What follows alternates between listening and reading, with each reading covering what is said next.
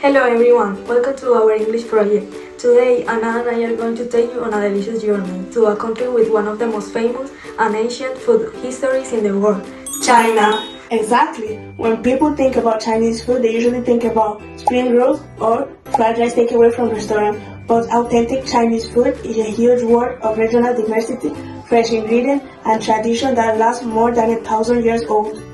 One of the most important things about their food is the perfect balance between five main flavors: sweet, bitter, spicy, salty, and sour.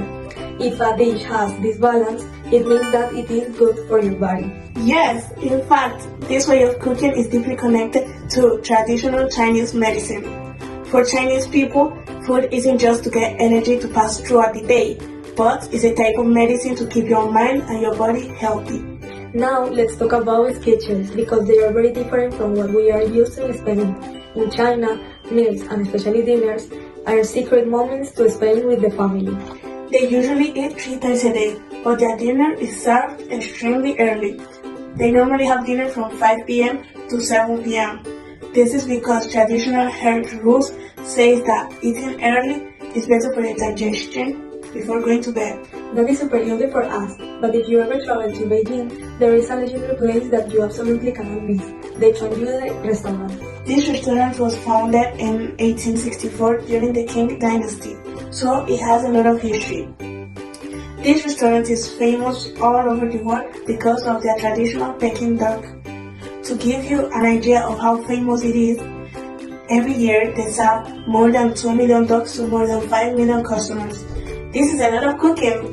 Festivals are also a huge part of their culture, and food is always the main character.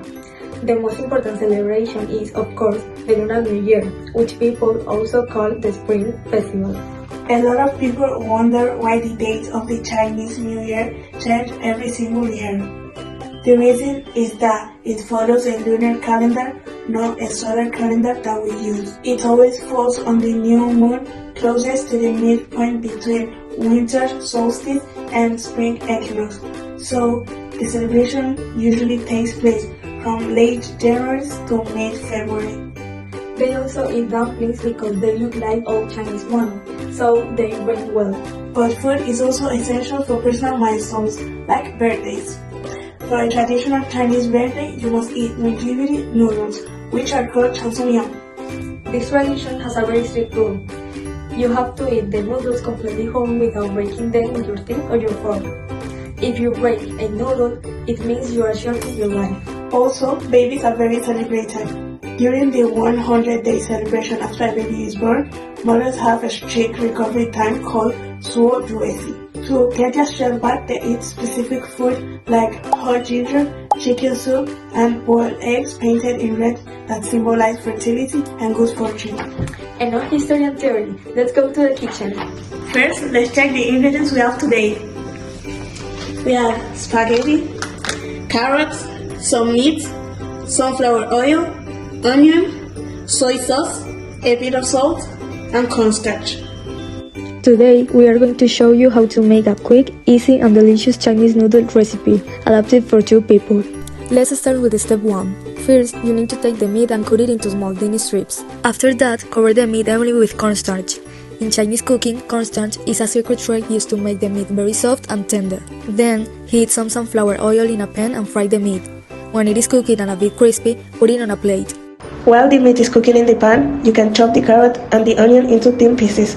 At the same time, put a pot of water with a little bit of salt to boil, and cook the spaghetti following the package instruction until they are ready. Now, step 3. Take another large pan and fry the onion and the carrot with some sunflower oil until they are soft. Once the vegetables are ready, add the fried meat back into the pan so all the flavors mix together. We can add a teeny bit of salt, but remember that soy sauce is already very salty, so be careful. Turn off the heat and add a good splash of soy sauce. When the spaghetti are cooked, drain the water completely. Add them directly into the pan with vegetables and the meat. Stir everything together very well for 1 minute so the pasta absorbs the soy sauce and take on a nice dark color. Now it's ready to serve. As you can see, cooking Chinese food it isn't difficult at all. It's a beautiful way to learn and appreciate their culture. Thank you so much for watching our video project. We hope you enjoyed it.